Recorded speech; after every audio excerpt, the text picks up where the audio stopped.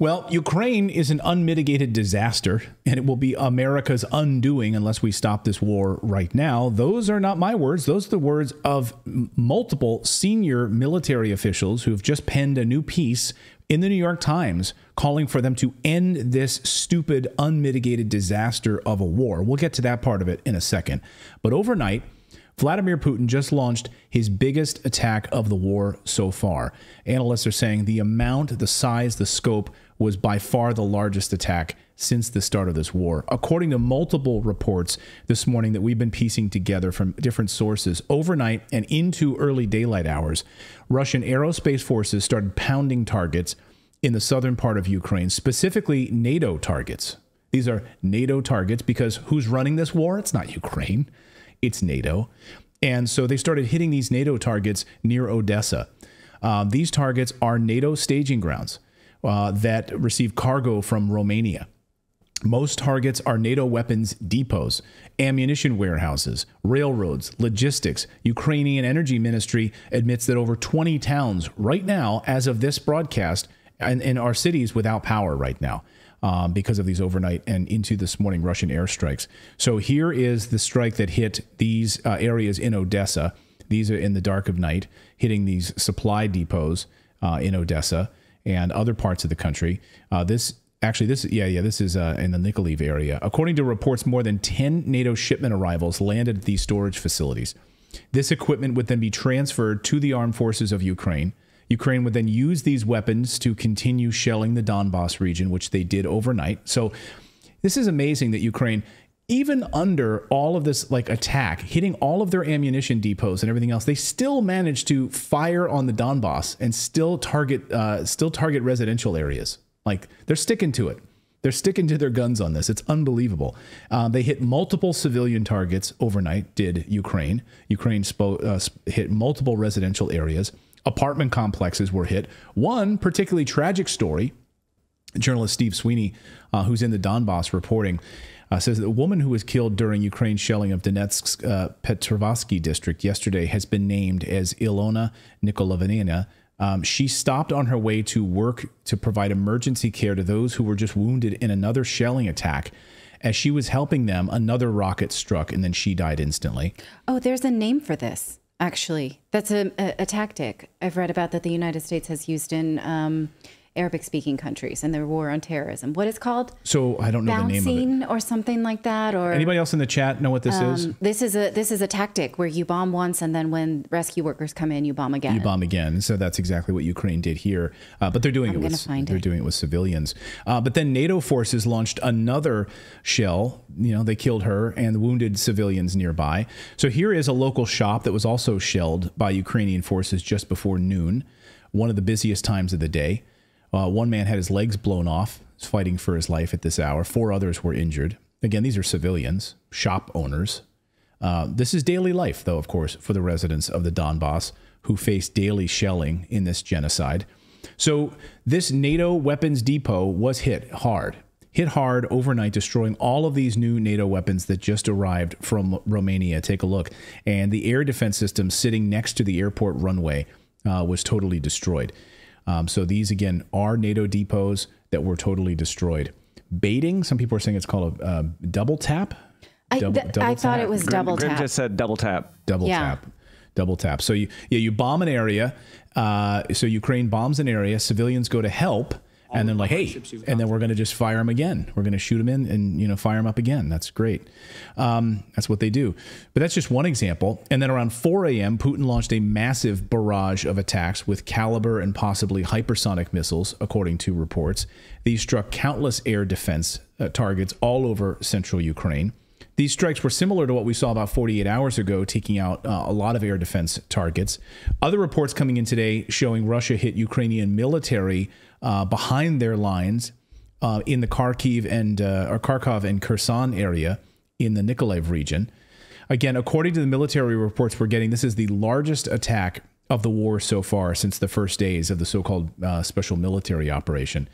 And as Colonel Douglas McGregor told us last night, Putin hasn't even done anything yet, that these are just small jabs And he hasn't even launched the right hook yet, the massive offensive that could be coming in the first few weeks of June. Listen. And right now, Putin and his forces have been acting like a heavyweight champion that only uses a left jab. In other words, he's jabbing with all of these strikes and doing enormous damage. He hasn't let loose his right, which are hundreds of thousands of Russian combat troops. So the future doesn't look good if you're sitting in Kiev, if you're Ukrainian right now. Does that make any difference to people in Washington? Yes, but what can they do? They can double down. So are they going to double down? European leaders are worried that the United States is not doubling down. In fact, the Financial Times reporting this morning that Ukraine's allies fear the military support will fade in a U.S. election year and only 5 months are left of money and funding, and that the United States might not fund it after that. Let's quote from the Financial Times. Washington has been Ukraine's dominant source of weaponry, and U.S. officials say sufficient pre-approved funds remain to sustain Kiev for about 5 more months. That's it.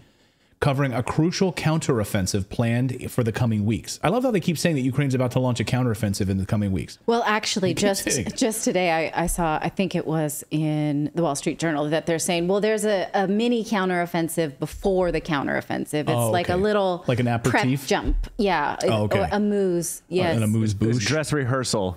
Yes. This has happened. It's the mini before the real thing happens. And so there was a little bit of gains on the battlefield, and we're calling it the pre-show, I guess. Opening act. It's like, what gains on the battlefield? Literally, Bakhmut is about to fall, is basically totally collapsed and surrounded by Russian forces. Where is this little mini offensive? I mean, maybe they're hitting some targets inside of Russia with long-range weapons from NATO, but that's about it. European allies, though, are increasingly uncertain about whether the U.S. will come close to matching its existing $48 billion package, according to the Financial Times, adopted in 2022, they say, particularly as it requires a vote in Congress this autumn against the backdrop of more partisan debate on the war.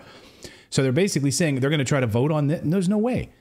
Well, there was a proposed bill to make it U.S. law to support Ukraine until the bitter end. It hasn't gone anywhere, thankfully. But if that were to pass, then there'll be no haggling over this package and then that package and then that package, like COVID relief aid. It just would be open checkbook. No one knows, said a European official, one of 10 senior figures in countries allied with Ukraine, who spoke to the Financial Times about the next phase of the war. The final paragraph here: we can't keep the same level of assistance forever, the senior official added, arguing the current rate of support could be sustained for a year or possibly 2, but not more. And now the members of the military say Ukraine is a total lost cause. So national security experts have penned an open letter to the New York Times. An open letter calling for a swift diplomatic end to the war in Ukraine was published in Tuesday's New York Times. The letter has 14 signatories, that mostly former U.S. military officers and other national security officers, including Jack Matlock, former ambassador to the Soviet Union Ann Wright, a retired U.S. Army colonel, former diplomat Matt Ho, former Marine Corps officer, State Department officials, retired colonel who served as Colin Powell's chief of staff. The list is long. Many are longtime critics of U.S. foreign policy, post 9/11 war policies. The letter calls for calls the war in Ukraine on the part of the United States and NATO an unmitigated disaster, and cautions that future devastation could be exponentially greater as nuclear powers creep ever closer toward open war, they say. And they say the expansion of NATO is directly to blame.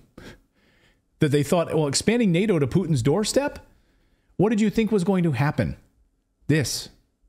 The letter entitled, "The U.S. should be a force for peace in the world." That was what they named this letter. It's almost laughable, like anyone in Washington really wants to do that. They're urging the Biden administration to pivot hard right now towards pursuing a negotiated peace agreement and to end this war quickly.